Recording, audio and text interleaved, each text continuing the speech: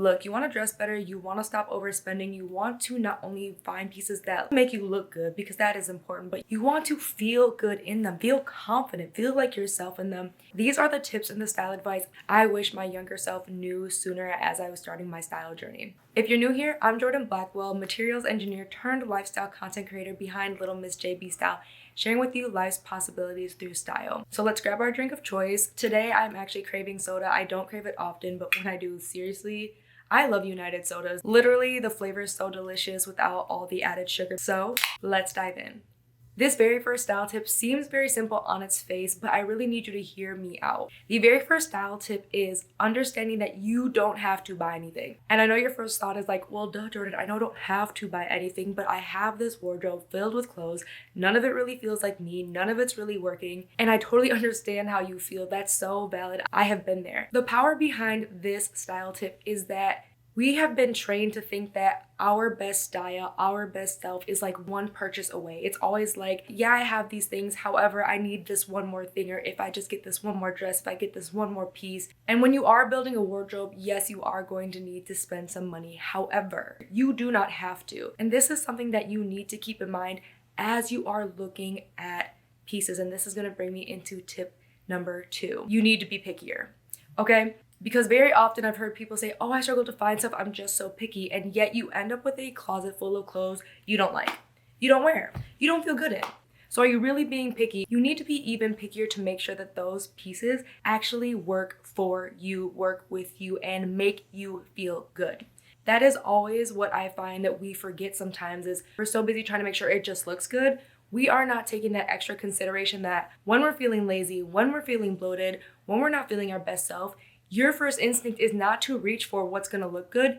It's going to be to reach for what's comfortable, what's easy. And when you keep that in mind, because that's what we're designed to do as people, there's nothing wrong with that. I'm telling you, like the 2 times you will catch me out here looking a little crazy is when it's raining and when it's freezing cold and I have to walk the dog. Because truly function and comfort take over when you are not feeling your best self. With that in mind, when you stop deciding to just buy whatever, feeling like you have to buy something, feeling like you're one purchase away from something, and you start being pickier now. You're not feeling the pressure like, okay, I've been shopping all day, I should buy something as a reward. I know I really want something for this occasion to fill this gap, so I'm just gonna kind of get something that will do, that works, that like, okay, I do look cute in, but the moment I've eaten a little bit too much, or the moment I even breathe, now all of a sudden it feels uncomfortable. So as you are building out your wardrobe to build out a functional wardrobe that makes sense for you, you need to be picky. And I've said this before, pickier than Lori Harvey is with these men. Like, babes, you might be cute, you might be fine, but ultimately you aren't making me feel good, you aren't making me feel secure, you aren't making me feel comfortable. I'm gonna go on to the next thing. And that is the level of discernment you should be bringing to buying clothes. This will save you money, this will save you time, and this will lead to less stress. You're noticing with these first 2 style tips, I'm actually encouraging you not to spend money. And that is because I've always been about spending intentionally. While I've never been a capsule wardrobe girly, there are a lot of principles I do take into how I approach building a wardrobe because it just does make sense. And that brings me into style tip number 3. Before you are purchasing something, name exactly when you're going to wear it. And this is something I was guilty of all the time.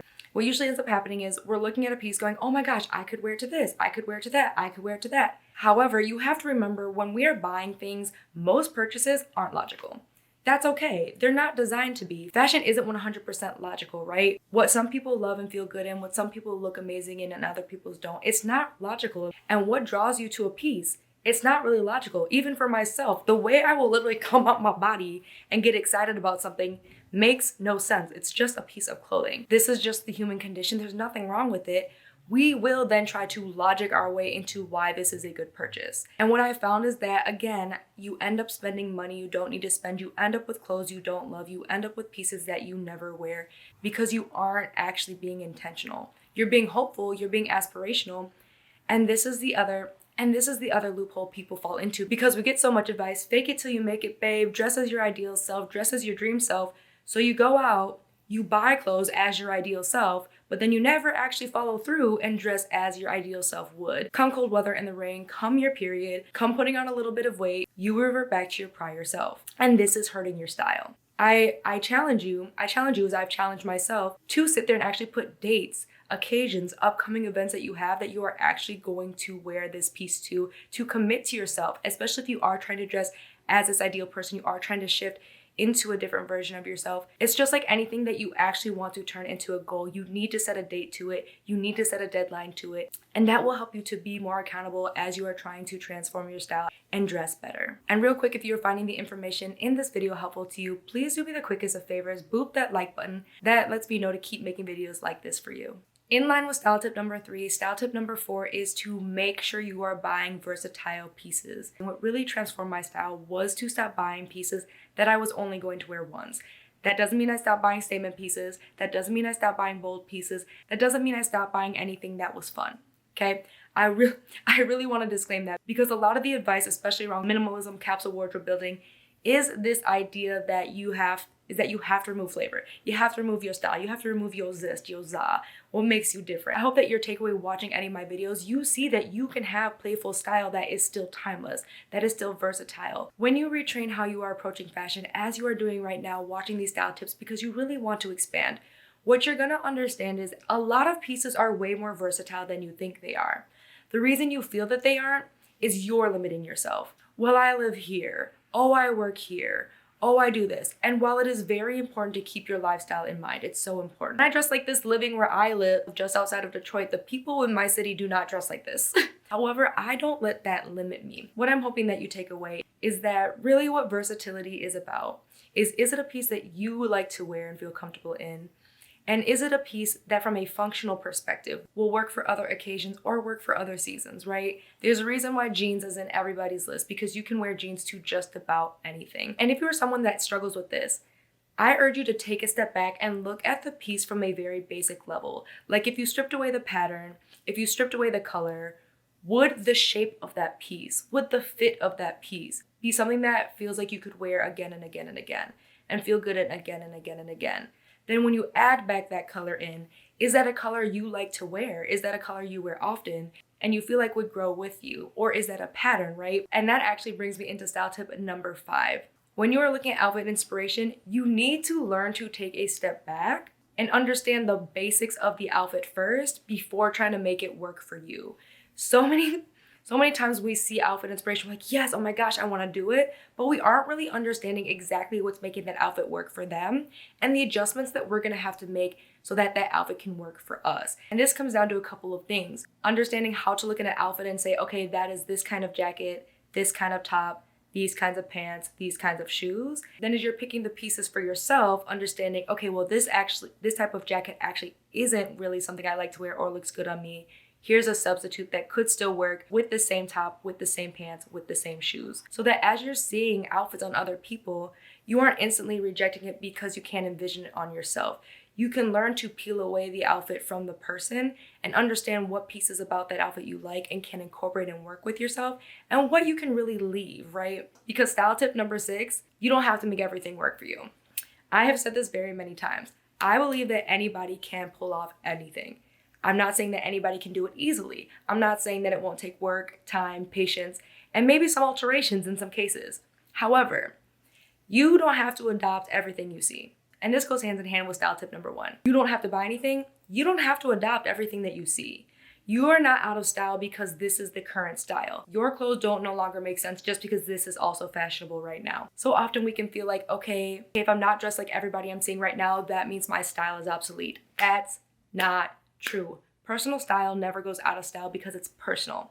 It's your style. No one can tell you that your style is out because it's yours. Someone can say it's not the latest fashion. Someone can say it's not the latest fashion trends, but they can't tell you it's out because it's yours. It's personal. You own it. Who are they to tell you? And are they paying your bills or able to actually help you dress better? Because if not, why are you even giving me your 2 cents? You aren't paying a bill. You aren't helping me out. Why should I value your opinion on how I dress?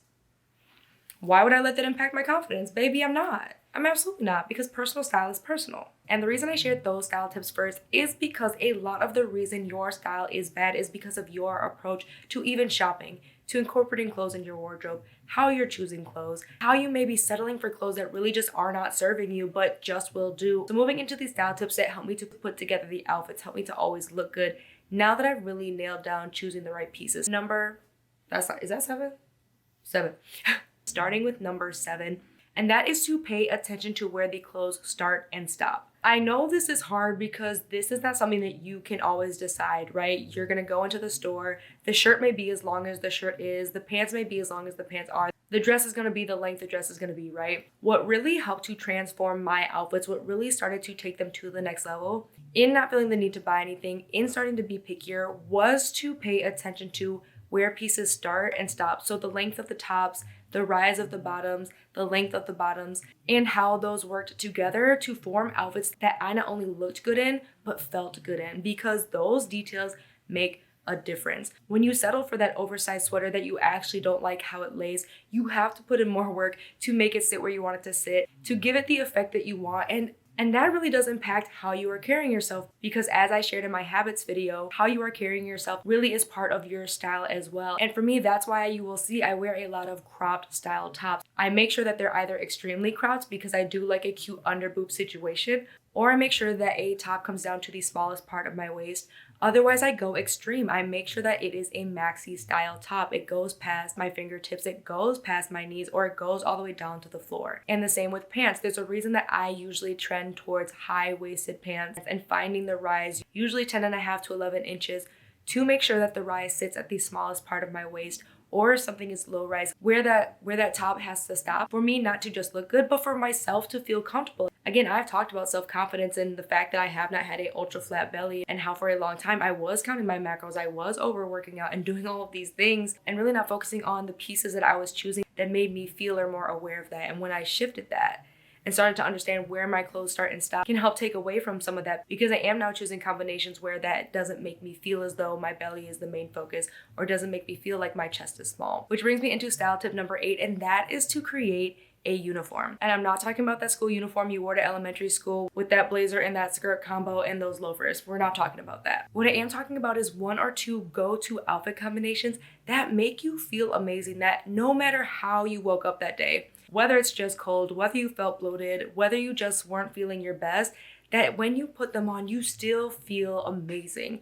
That's so important, and that makes a difference. For me, that truly is a more crop style top with a high-rise bottom. When I do not have time to function and think, that's one of the first outfit combinations I go to. Or a fun, cozy knit dress that skims my curves. Not a bodycon style per se, but styles that do kind of nip in at the waist where it does show my shape while not feeling too tight or restricting. And when you have that go-to uniform, that really does, 1, cut down on the mental stress, because you already woke up feeling bad. You don't want to sit there and go, oh my God, now not only do I feel bad, I'm gonna have to sort through my clothes and hate half of them. When you are picking intentionally, picking pieces that can be mixed and matched, when you are picking pieces that start and stop in the right place to make you feel amazing, to make you feel good, it becomes less of a hassle looking in your closet deciding what to wear, because you've considered all this before you bought those clothes into your closet. Again, that's why I stress so much about those first couple of points, really talking about your mindset, really talking about your approach, because we weren't considering those things at first. That's how our closet ended up with pieces that only work for when you're feeling the best, or pieces that only work for certain occasions and really don't get worn other times, or pieces that you feel confused by or feel like are a statement when really you could wear them on a more daily basis. It's just a matter of getting used to that. Which brings me into style tip number 9, something that I feel like is very often overlooked. Have a tailor. Have a tailor. I know it can be hard to find a good tailor. I understand that that is a very real struggle. However, the amount of times a tailor has saved my pieces, the amount of times my tailor has helped me take a piece that I did just feel okay about and transform it into a piece that I was in love with and also felt amazing in. Because of the way clothes are made, even designer level clothes, they are not made specifically for you. Those days are dead and gone. That's how it used to be way back in the day, that all of your stuff was custom made for you. And unfortunately, that means that a lot of stuff really isn't tailored to fit your specific body off the rack. And the main workaround has just been to buy things with a lot of stretchy materials. That's why we saw the rise of bodycon dresses, leggings, yoga pants, stretchy tops, things like that. So it kind of gives the illusion that it's custom made to you. But having a good tailor on call, I go to mine probably every season with about 5 to 6 items, because I find that when I bring him more stuff, he gives me a better rate than one-offs. Having a good tailor really has helped to transform my style, because if there are clothes where I do feel just off about them, but I still love them and I think they could work, they've helped me kind of navigate and figure out the best way to make that piece really custom fitted so that I can feel my best in them. This tip is my favorite, and I have said this before in other videos. Don't take it so serious. Because here's the thing, fashion is not life or death in most cases. Different cultures, religion, things aside, generally speaking, fashion should not feel like life or death. You should not be feeling stressed to get dressed. And if you are, a big part of that is just because you're putting too much pressure on it. Putting too much pressure on, I gotta look perfect all the time. I gotta look put together all the time. I'm trying to present like this. I'm trying to be seen like this. And I'm not telling you presentation isn't important. And I'm not telling you presentation can't help you get to where you want to get to. But when you're placing so much emphasis on you being dressed as a way to validate yourself or get what you want or tying it to your self-worth, it can be damaging to you mentally when you are just not able to show up like that day. And that's why I always encourage you to have fun. It should be playful. It shouldn't be so serious. You shouldn't be afraid to experiment. You shouldn't be afraid to try new things, because a lot of what you want is on the other side of those things that you fear. And if you are taking it so seriously that you fear to try other things, you can get stuck, and that's how you get stuck. And then you feel like you need to buy something new and you need something else and you need something else. Instead of kind of experimenting with, why did I bring this into my closet in the first place? Is there a way I can reimagine this or restyle this or reignite the passion I had when I bought this piece, right? And when you are playful and you come at fashion from a more playful perspective, even if you are minimals, even if you are quiet luxury, it really takes a lot of that pressure off. And it does become easier then to create an outfit, to look put together, because instead of being like, oh my God, I have to look good, you're kind of like, what's something that would be fun today? Or what do I feel like would be expressive today? Or what's a piece I feel like I could really kind of have fun with today? And hearing that, right, you can hear the difference in that experience trying to get dressed. Reminding yourself that getting dressed should be fun. The whole point of you getting involved in fashion, playing with the fashion trends, shopping is partially to have fun, right? Unless you were like totally functional, totally like utilitarian, clothes are just meant to be worn. I really do urge you just to remind yourself to have fun. And if something just isn't working how you want it to, that isn't an invitation for you to beat yourself up, get frustrated, get mad. That isn't an invitation to invite negative energy. I really want you, when those things happen, to take a step back and go, okay, well, that didn't work. So what? What else can I play with? While again, on its face, a lot of this stuff seems very simple. If you truly practice this and you do these things continually, keep these style tips in your mind continuously, your style will naturally start to improve. It will become easier to approach these things. You will naturally stop buying clothes that aren't working for you, naturally spend less, naturally feel like you have more options, instead of it feeling like so much work and so much frustration, because that's really how your style is going to transform so much quicker than putting unnecessary pressure on it. If you want to continue on your style journey, you're really ready to elevate, you really want to dive a little bit deeper, I encourage you to check out my entire playlist on where to start with your style journey. I go in depth about finding your body style and understanding how to dress for it, how to do a closet clean out so that you can really start getting those creative juices flowing and learn some habits on top of these style tips that again will really over time help all of this to become like second nature to you. And if you enjoy content like this, lifestyle, beauty, travel, all designed to help you find things that are gonna not only make you look amazing, because babe, of course I want you to look good, but truly feel amazing, truly feel confident and build that self-confidence, don't forget to subscribe so you do not miss a video, and I'll see you over there.